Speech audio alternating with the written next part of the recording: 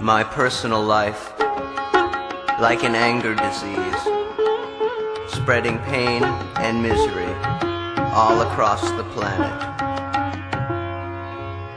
My personal life, like the hatred towards me I inspire in everyone I come in contact with.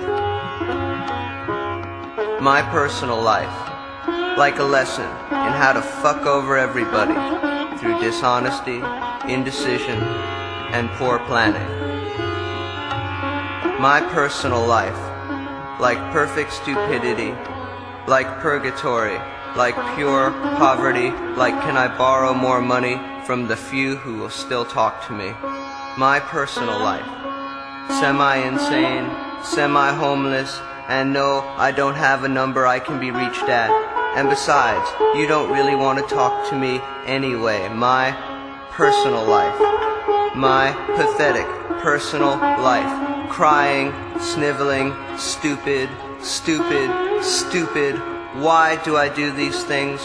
Why do I behave so always so badly? When will I be punished? How come no one stays mad?